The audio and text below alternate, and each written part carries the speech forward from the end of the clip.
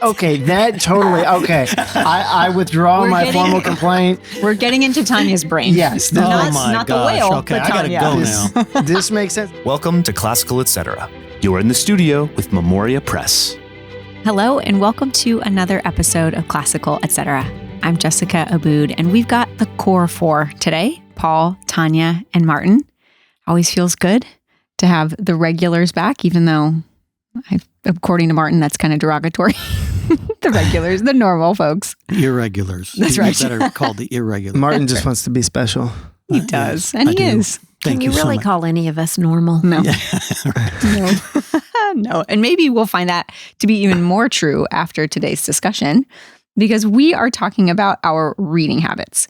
We talk about reading a lot on this show. I think it's safe to say you guys are professional readers.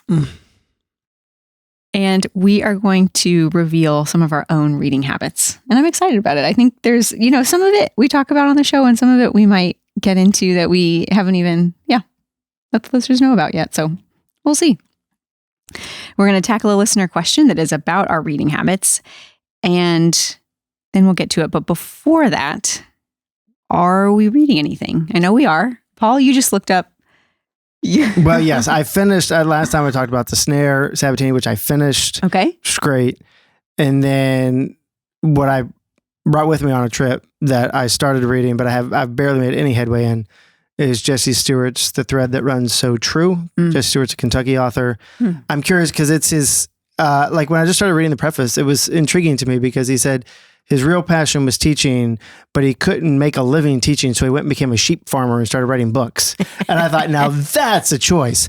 But this was back in the 50s, 40s, 50s, maybe. When you could make money being a sheep farmer. Right. And so, but I am curious. I'm also curious to see like somebody who wasn't involved promoting a particular kind of education, but he just loved educating.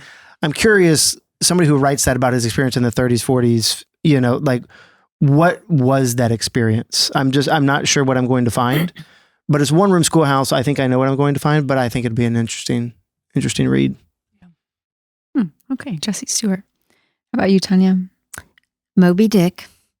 So I've had to put everything else aside Right. because I only have until a week from Wednesday to finish this book. I've got 150 pages left.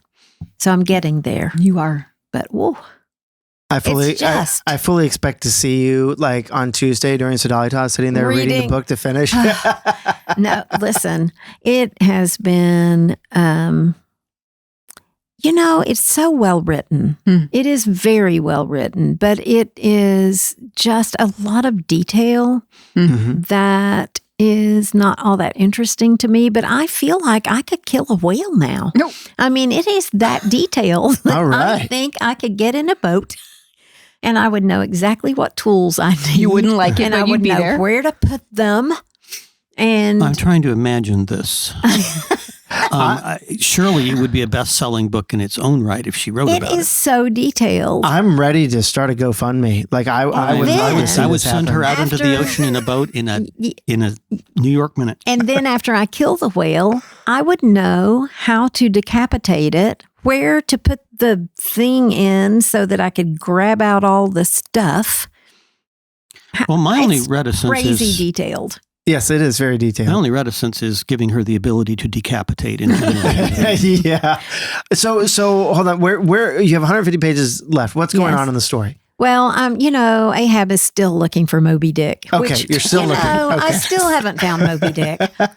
They've killed a couple of whales, and we've been through the whole routine of what they do with it, how they kill it, what they do with it. It's really not story oriented. So It is not plot forward. No. it is not. But it is. I love his prose. I just think for me to be able to sit and read that kind of detail and just not quit on it is pretty amazing. Yeah, I'm actually surprised. You do care about the quality of the prose more than I do. And I wasn't sure you'd make it through Moby Dick, but Me neither. That's fascinating. I'm going to do it now, though. I'm so close, but it's a slog. Like I really have to force myself to read some at night because I'm in such a rush to finish it. But I don't wake up thinking, oh gosh, I've got to read Moby Dick. I actually don't mind opening that book again. I don't understand it. Tanya's been through many conversions lately, right? The conversion of The Great Gatsby. That's right. Mhm. And now I've put Moby Dick off for so many years. Yeah. And now here I am. You don't you don't like ship stories, but here you are. No. I just don't. I'm not a big fan of the water. It scares me. I'm scared of drowning more than anything just wait else till in the the world. end of Moby Dick. Mm-hmm. Oh, please. And if people want sort of a little mini primer to Moby Dick, they could listen to memoriacollege.org's foundation broadcast we just did on Moby Dick. Oh, I need to listen Really? to that. It's true. Yeah, you just How did do you one. find it?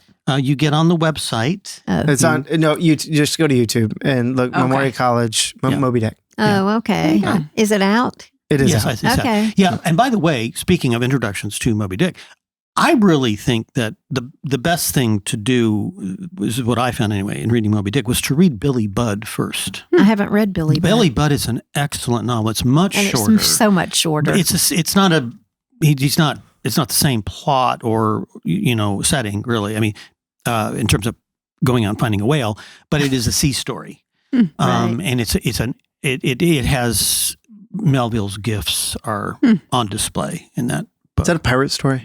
No, it's not a pirate story, but Okay. it's a naval story. Really, is what it is. Mm.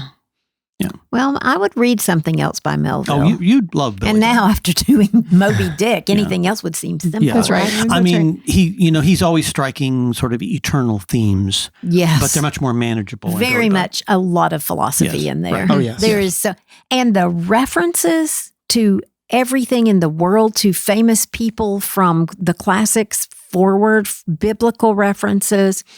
It's an amazing list that he incites at some point in the book to make some kind of example. I mean, talk about well read. Mm-hmm. That's Oh, why yes. he writes so well, because he's read a lot. Oh yes, yes. How about you, Martin? Well, okay. So I'm rereading because he's speaking at our conference. Scott Newstock's "How to Think Like Shakespeare," and once I remember again, when you both read that. it is Mhm. I remember that. Okay. it is so packed with great quotes and not just from authors he's quoting, but from him. Mhm. And he just talks about, this education that Shakespeare got, which was as regimented and traditional as you could possibly have. And yet yet it enabled him to be the poet he was. And we think in modern terms that that's not possible, or that it somehow, we have to be creative, even in our instruction of children. And that's not what Shakespeare got, not the education Shakespeare got. So traditionalism does not destroy people's creativity or curiosity or interest. That's nonsense. And Shakespeare's proof of it. But that book is just a great little book. And we talked about big books that we were intimidated by. Was that part of your question? we're going to get to that. Okay. So maybe save it. I'll wait till Maybe you save it. actually ask the question. Yeah. But we did talk about that before. Oh, okay. Before Before we started rolling. Yeah. Well, diving into our reading habits, we got the idea for this episode because of our listener, Elizabeth, writing into us at podcast@memoriapress.com, where we take all of your questions and do our best to answer them on the air.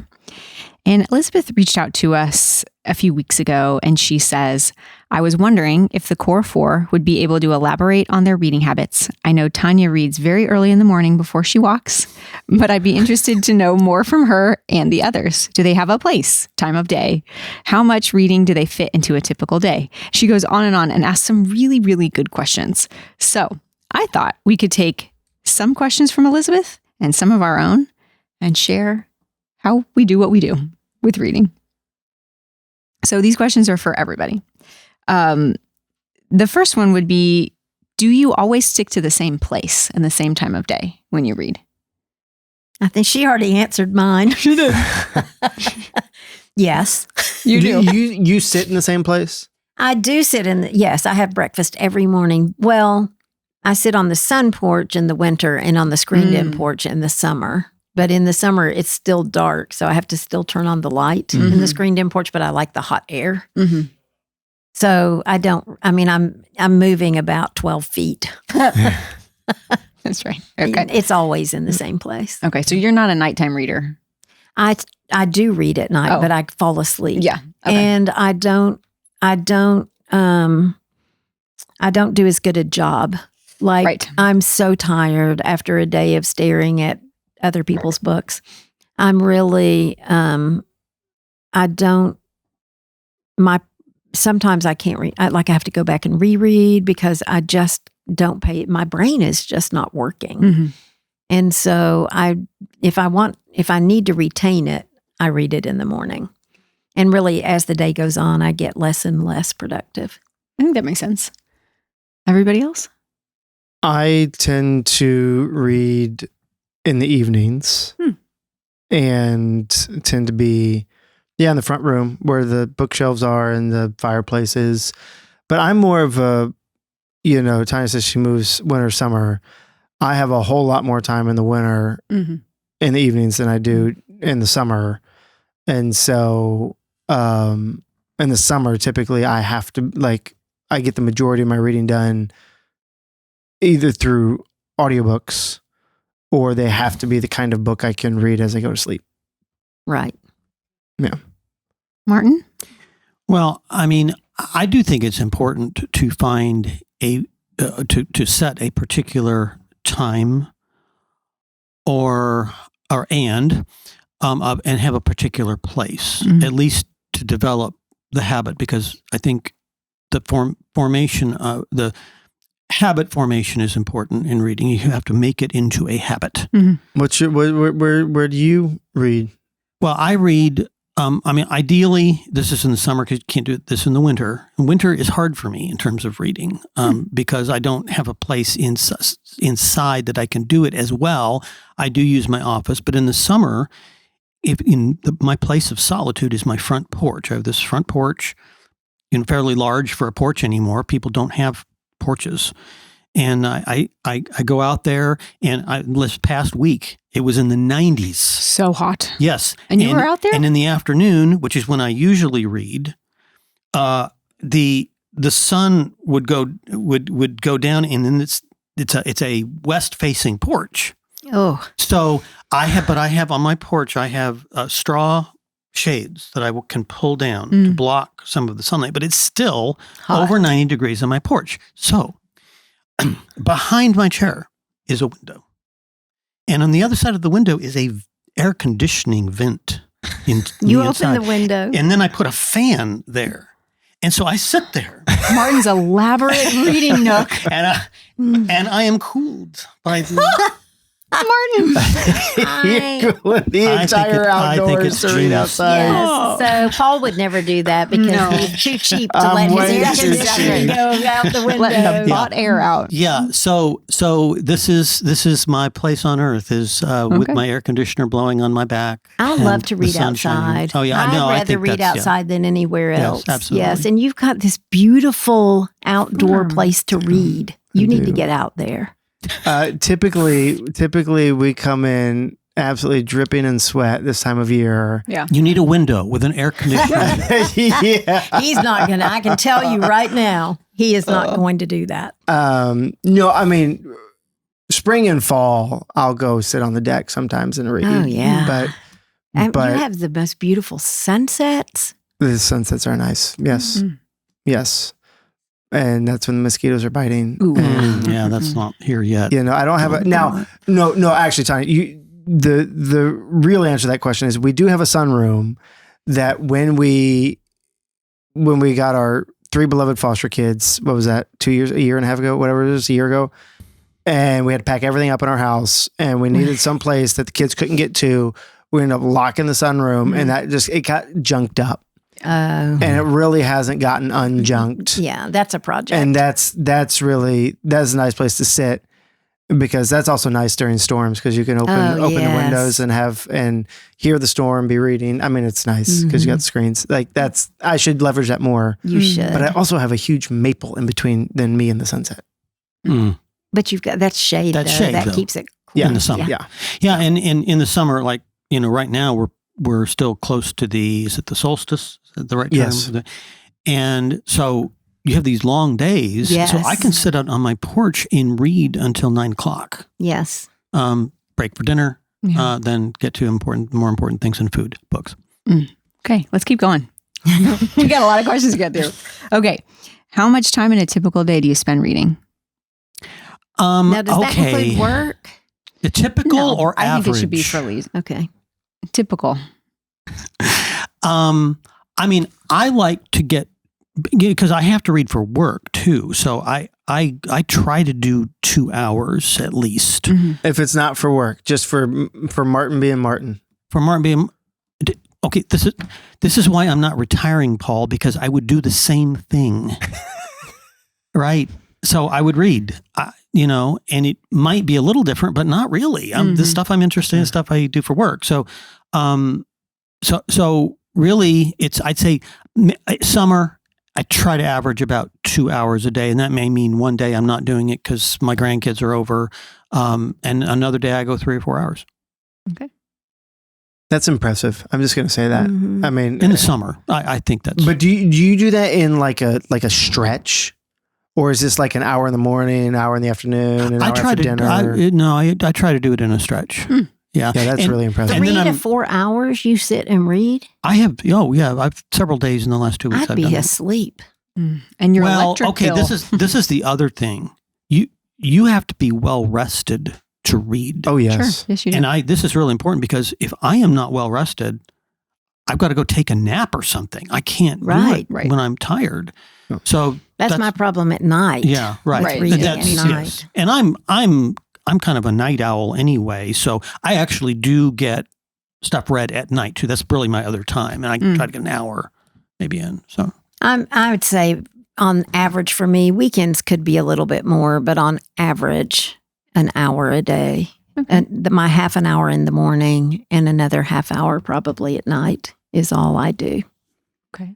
Paul? I mean, are we counting audiobooks in this? Yeah, I think so. I think so. I mean, well, now I do Then- audiobooks on my commute, so you can give me another hour. Yeah, because it can skyrocket as I'm doing farm chores, right? You would have had But- loads well, when you lived in Danville. well, yeah, Yeah. that's where I did most of Commute my makes a reading on big audio. difference. But now what I do with audio is I need to walk, right, at least 30 minutes. So I put in my earbuds, and okay, then the problem is with that is that there's a lot of podcasts I'm kind of interested in. So, but I feel guilty in I watching struggle with that too. podcasts. I struggle with that. Yeah. Okay, so You gotta Paul, limit But the podcast. maybe 15 to 30 minutes a day. I mean, it's not a lot right now. I mean, if you ask me this in 6 months, it may be very, very different. Right. It's very seasonal. And also you're talking about well rested. Like right now I'm just exhausted. Mhm. And so I don't read as much as Makes I a big difference. should be. Yeah. Maybe a little controversial. I know it has been in the past.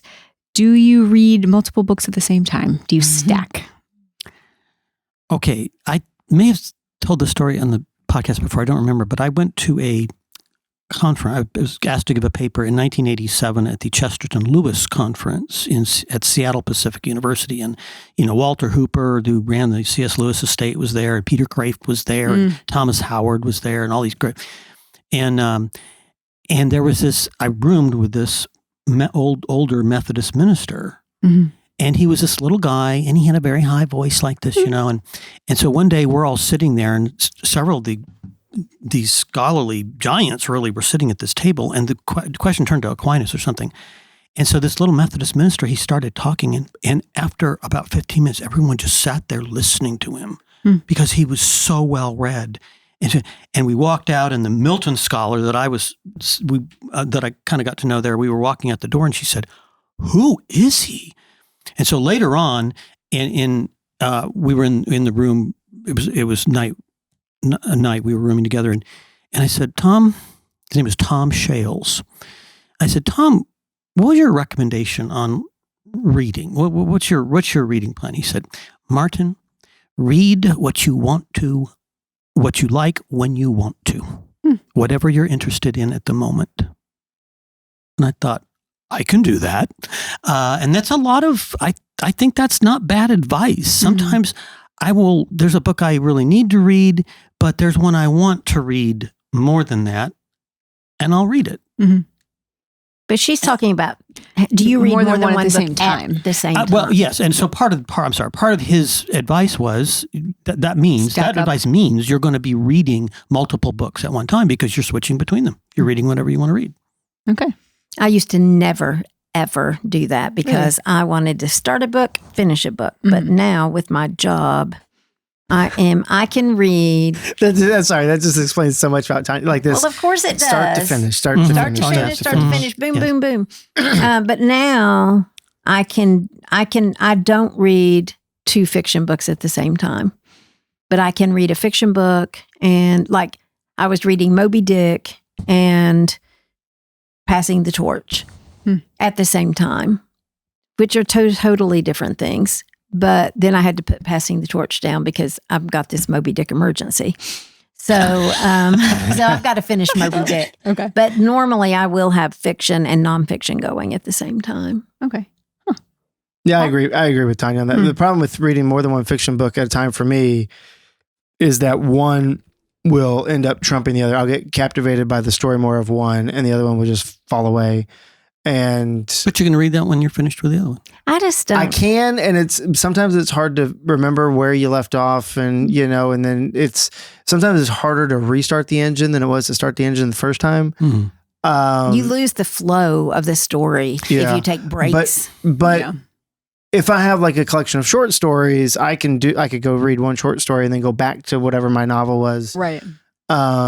Depending on, as Martin said, reading what you want to read when you want to read it. Mm-hmm. But typically, like I could have multiple nonfiction stuff going on in one fiction book. Well, I've been reading Yes. Henry James' Portrait of a Lady for 6-8 months now. Yes, you have. Because We're tired of hearing about it. I keep having to put it aside for other things. But, when I do get back to it, I do feel a little refreshed. That's in a way, kind of a hard book to read because everything is so subtle and you really have to pay very close attention to everything. But then I'll go back to it with a fresh mind again, and I enjoy it again. So sometimes I think some books are like that. Sometimes you need to put them down, because they're heavy, they're very intense, and you can't handle necessarily all of that at once. So I just don't know how you pick it back up and not have to start again. I remember it very well. I mean, Another controversial one. Do you let yourself quit a book? Absolutely. Okay. There's a book I received. I won't mention the name. And I thought, maybe I'll review this book for Meliora or some Memorial College publication. And I got about halfway through it. And I finally just read, this is not worth it. This is not worth my time. Mm-hmm. So I just gave it up. It was a book about education, and it was so shallow in its treatment. It's like I think you need to do that because otherwise you've wasted your time. That's and what I gave it a think chance. too. Half the book is giving it a pretty good I chance. generally give them 50 pages. You give them 100. Wow. I only throw out a book really if Martin has recommended it and I don't like it. Those are the books that really come to mind that I've not powered through. Generally have come from Martin. No, but what was the one? What was the one I just I did tried 100 pages Oh, it was the Henry VIII book. Wolf Hall. Yeah, Mm-hmm. and so I do. I was try impressed that you gave it 100 pages because I was going to get on him when he said he didn't like it, he quit it, he put it down, and I was like, "How much did you read?" And when he said 100 pages, I was like, "Okay, that's a fair try." Yeah. I mean, I did the same thing the first time I read War and Peace. Oh, really? Well, you were young. Yeah, but I think I gave it like 50 pages. I was like, I'm reading this thing. But yeah, I think you have to give the book a fair shake. But also, I think sometimes I put down books without admitting to myself I'm putting them down. Like I'm going to go read this other thing. I'm going to come back and I never get back to it. And so I'm probably less truthful in this answer than I intend to be. The only one I think I've thrown out the window was Martin's, the one Martin gave me. Yeah, I have books in my library, and I've noticed this lately. I don't know why, but I'll go because like for certain social media things and stuff, I will just take a quote, but if there's nothing else to talk about that day, I'll just throw a quote up from one of my books. And I'm going through my books, and I have books that I have read like 80% of, and then I never finished them. And I thought, well, that's weird. I wonder why I do that. Because you read so many at one time instead of just finishing them. But see, now I have the delight of knowing I like the book. It's on my office shelf where I put all my stuff that I really, really like and refer to. And so it's like, I can read a little bit more of that book. I'm like, there you go. But you never know. At the end of that book, that everything could have been flipped on its head, and maybe you wouldn't like it anymore. That my mom actually, she reads the last chapter, and that's how she knows if she wants to read it. Oh my gosh! My cousin does that. That's awful. Drives me nuts. But she's always been that way. Yes, can't waste her time. I used to do that some, but then when I started reading British murder mysteries, you can't do that because you don't really want to know who did it. No, you don't. Yeah, I've never understood people. I haven't read the end of Moby Dick. Well, you're about there though. Do you guys? Am I going to be? Is it going to flip? It will be in concert with the rest of the book. Right. I can anticipate it. Just when I remember reading Anna Karenina, and the first time I hit the horse race story, I knew exactly what was going to happen because it was foreshadowing that most people probably missed, but for whatever reason, that one hit me. Yes. And I don't remember anything like that in Moby Dick that was that clear. Right. What was going to happen? I do. Oh, okay. Well, then let's hold on. We got to wait till I finish. When they're going into the whale's brain. Oh, I just read that. He's just bringing that up. I think to egg you on. But they do go into the whale's brain. They do go into the whale's brain. Every piece of the whale. Oh my! In detail and gory detail. I don't. Yeah. Okay, back to the matter at hand, not the whale brain. What was the question? Well, we're going to have a new one. Do you have a system for tracking what you're reading so that you know? He doesn't. He just puts them on the shelf. Excuse me. I can show you a very well-organized list of books I've read and books I want to read, and I have little checks right by the checkbox, and I check them off on my computer. Okay. Those that are 80% read, are they on that list? Because you can't put them on that list if you haven't finished them. I make my own rules. Okay, I'm sorry. You're cheating. I need clarification on this question. Is it, how do we track what we're reading or what we have read or what we are going to read or all of the above? Could be any of that. I could think it could be anything. I was thinking more like I have friends who have a Goodreads account. And you log in there what you've read, and then they can go back to their app and they see, over a year they've read 20 books. And so I have some friends in book club, my personal book club, and they track what we read, and we've been reading together for years, and I have forgotten 75% of what we've read. And then they go back to their app, and I think I should do something like that. I don't. But does anybody else have a way to track?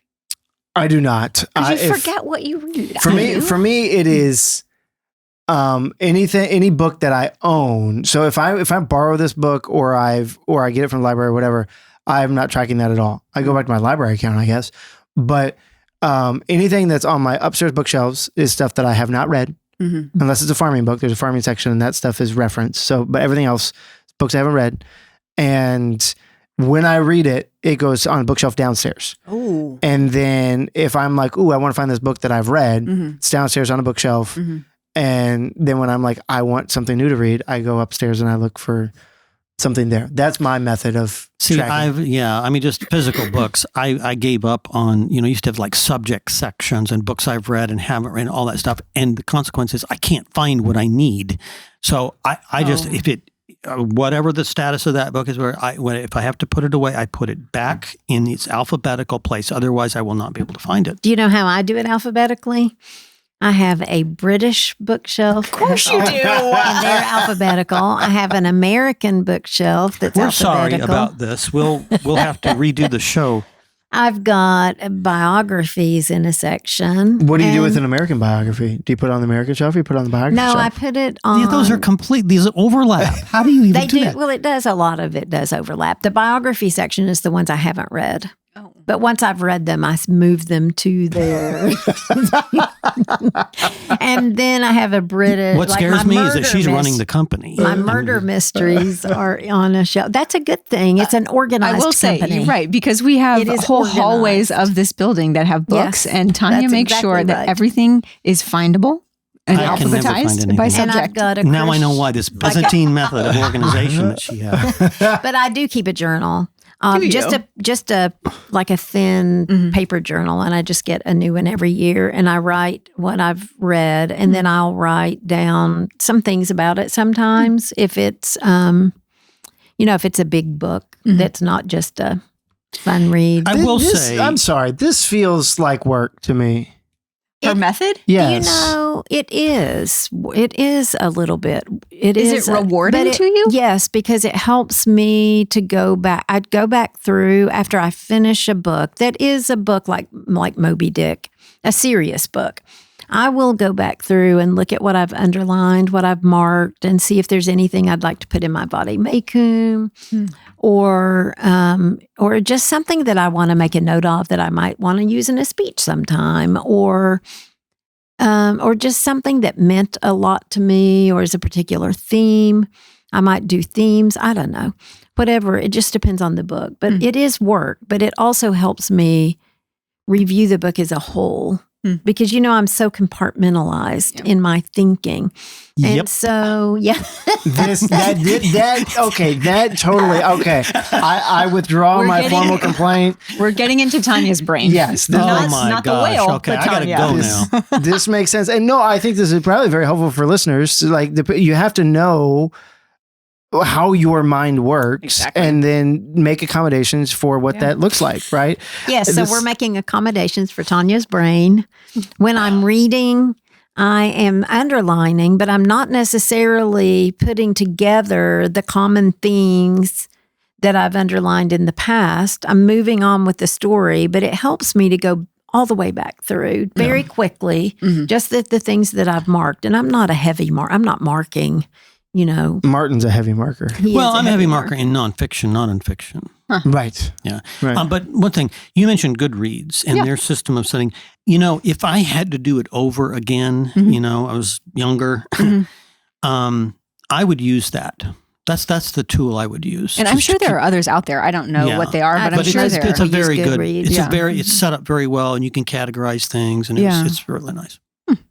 And you can get recommendations from people. Yes, Yes, you I can. do go there for recommendations. I think it's funny that you all are both on that side, and I'm over here going.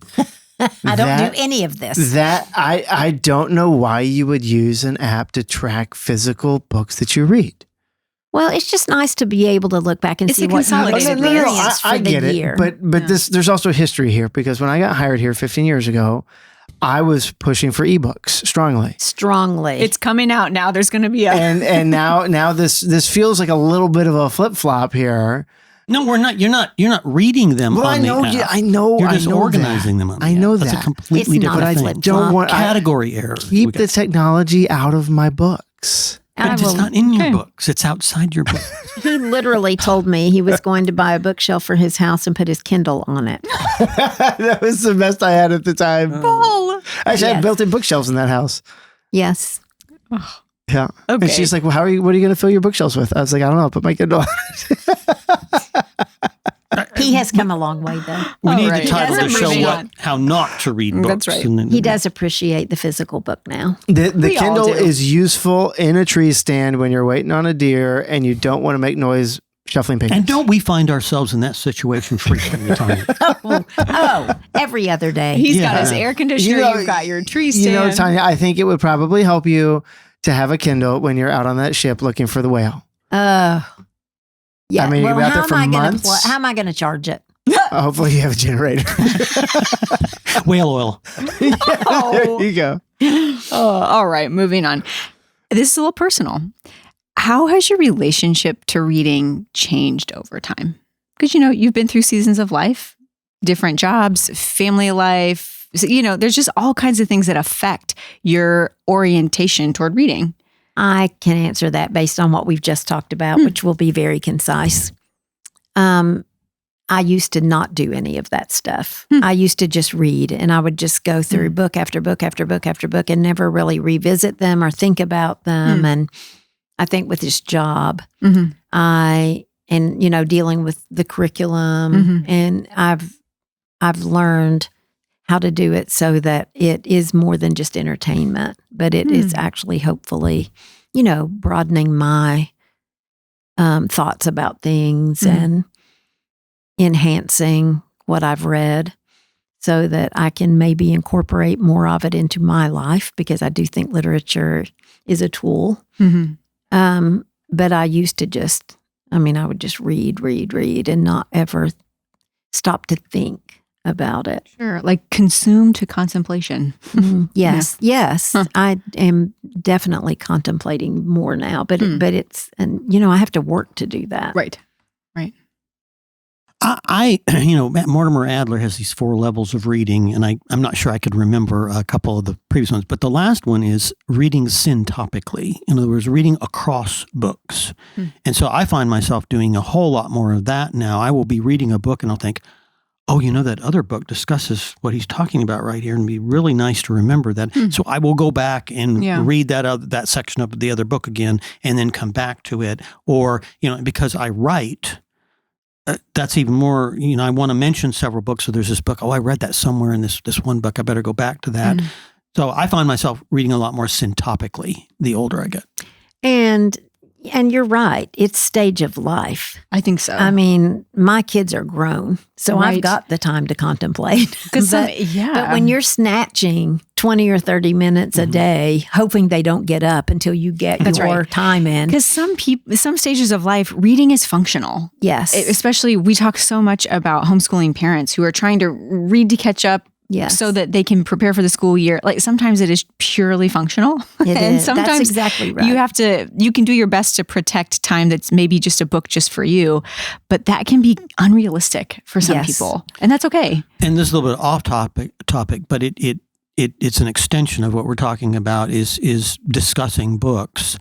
And that just really, for me, solidifies a lot of things, because the more you there's something you like in a book, you need to talk about it, and that will help you to remember it and talk to other people about it. That's a good point. And it solidifies the benefits that you get from books. Yeah. That's a good point. And, I'll just say that, looking back, when I was young, there were, I just voraciously read because my mother was very, very stringent on the use of television and what we had in the house.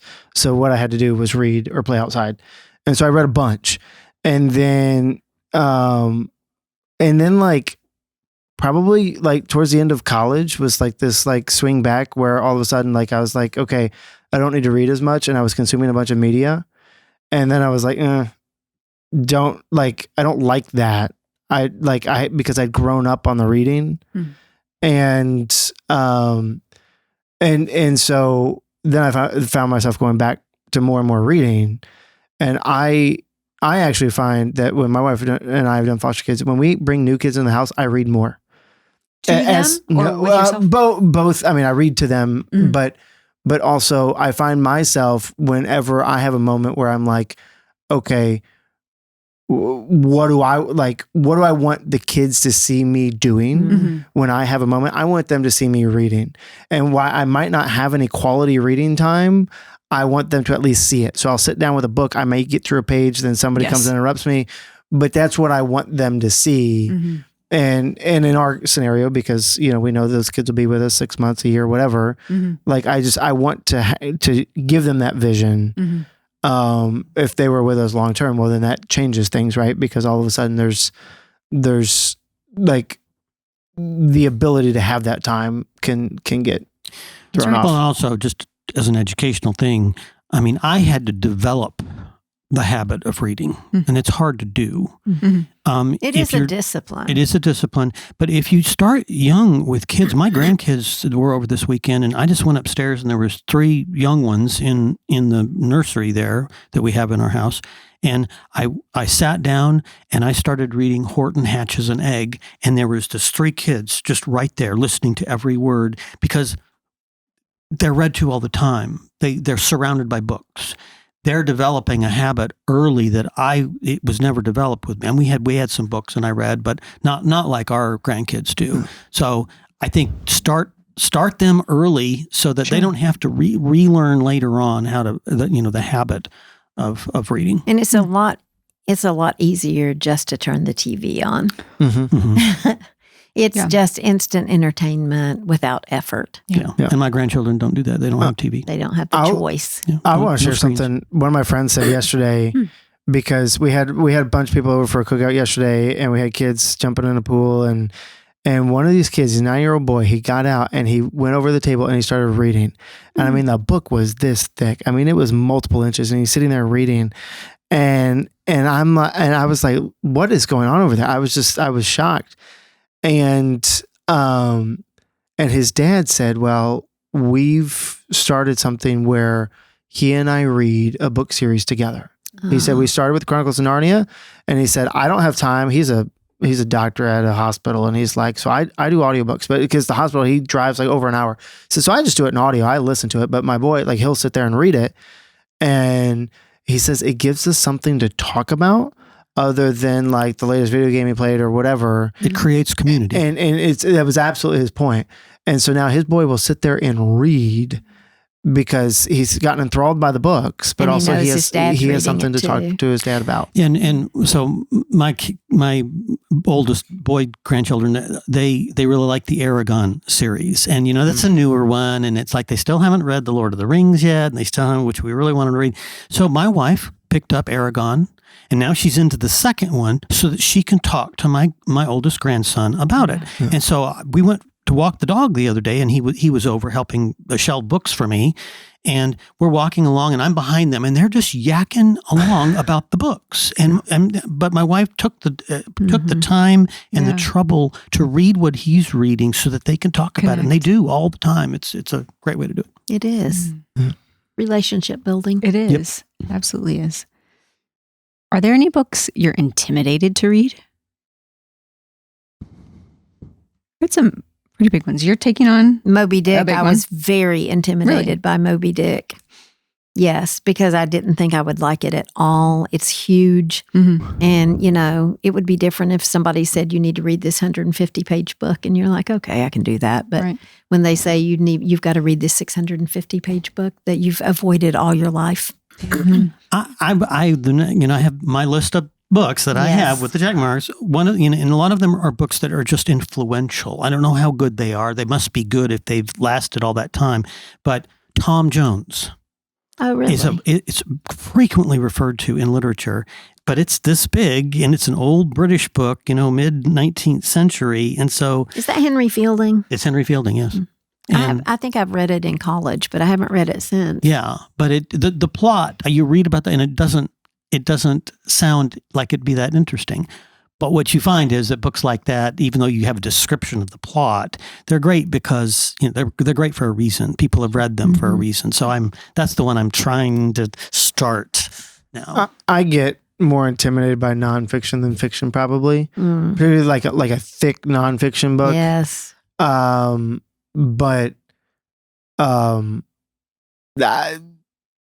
So typically, then the balance too is like, what am I doing for myself and what am I doing for work, right? And so if it's a nonfiction book for work, okay, fine. Like I can crank that out. That's not a problem.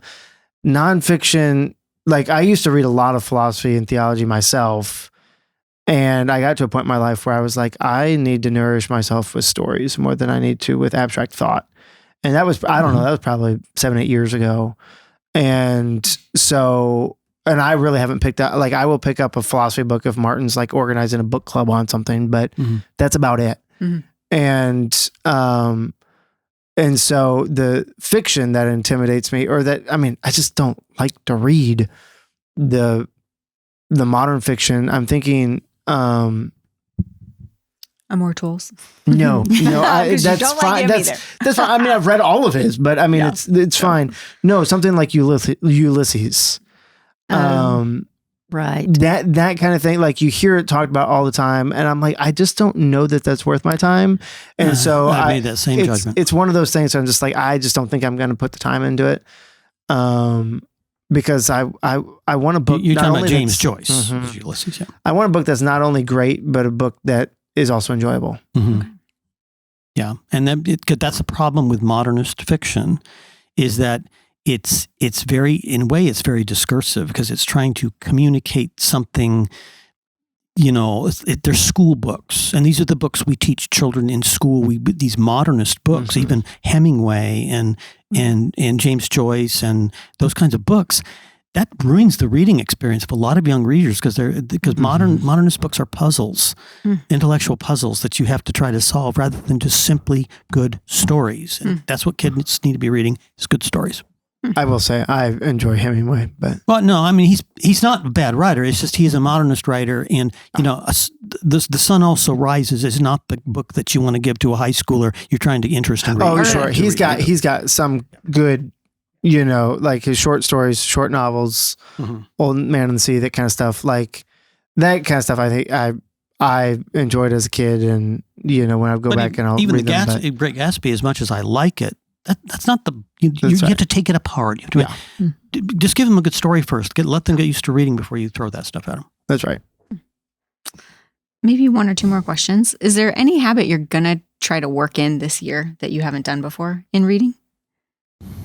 No. Or you figured it out. You like your system. I don't know what it would be, how I would change it. Yeah. I mean, I'd like to always read more, but I don't know. I need to, like, for my listening audio stuff, I need to put the podcasts aside more and, listen to, be a little more disciplined about that.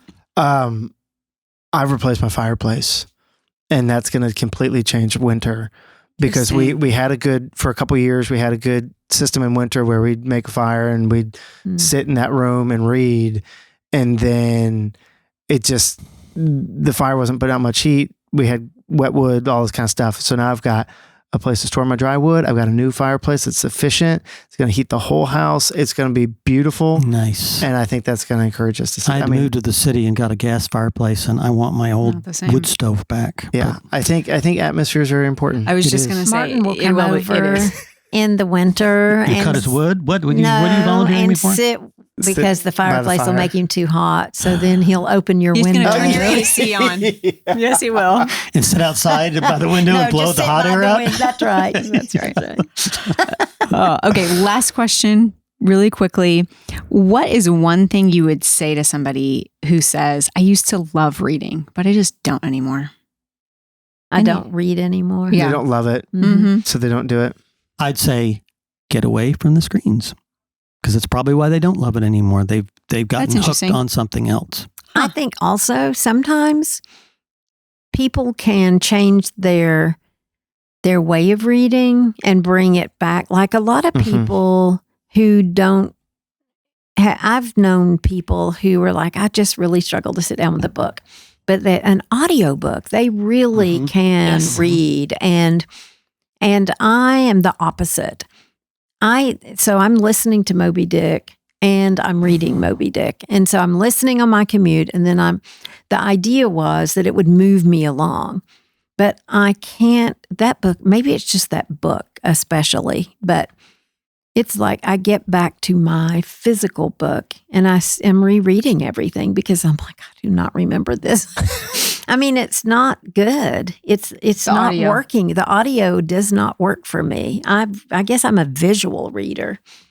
So, for something like something light, I can do an audiobook for, but something heavy and detailed like this, I really need the book. But some people struggle with the book, but an audiobook can make all the difference.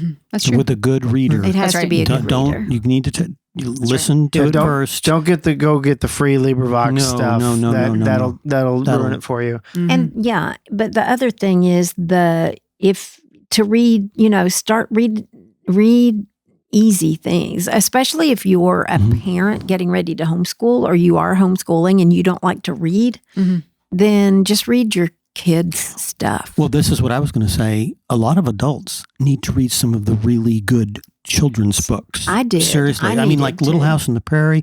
My mother read The Long Winter every winter for many, many years out in Missouri where she lived. That's really sweet. It is. And my mom, she was not a reader.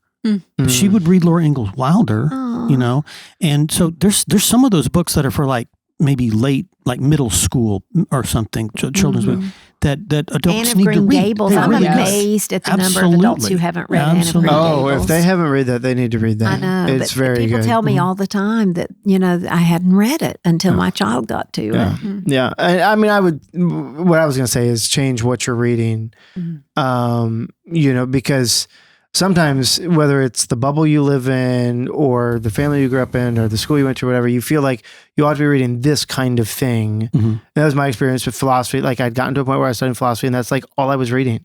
And I kind of got burned out on that, but I didn't stop reading. For a little bit, I probably did. But then I went and I said, I need fiction. Right. And so I needed something else. And that's when Martin gave me some books and I threw them out the window and I was like, I can find better fiction than this. But Now he's got a fireplace, he can burn those things, Yes. That's I right. should go find that book. Oh, Lord. It's probably Cathartically throw it in. But no, I think changing what you read can bring you into a new season. And I think, one thing in the past 5 years of my life, it's the recognition of seasonality is very, very important. And realizing that we have seasons everywhere, right? We're always going to get burned out on something. And so, okay, how do you keep the good and transition that into something else? And I know people that also that are getting to a point where they can't read. Either they're getting older, their eyesight's going, their mental faculties are going, whatever it is, and it's hard for them. And so I think also we should probably be grateful for what we have. That's right. That's exactly right. I do And- have a Good few note to of end on. that. Yeah, and one more thing. I was talking to a physician this last week, and she was talking about the importance of continuing to read as you get older. That, because I think part of senility is the fact that you're just not practicing, your brain anymore. And if you read and write, apparently these things, in terms of longevity of a healthy mind, this is really important. So they just health-wise, there's benefits That to makes sense. reading. Well, thanks everyone for telling us how you read. I learned a lot. That's interesting. Okay. Thank you. And thank you for joining us. We'll be back next time. Thanks for joining us today on Classical Etc. by Memoria Press. If you like what you heard, please like, subscribe, or share this episode or comment. We love to hear your questions and your comments. If you want to learn more about Memoria Press, please go to memoriapress.com. This has been Classical Etc. We're so glad you joined us, and we'll see you next time.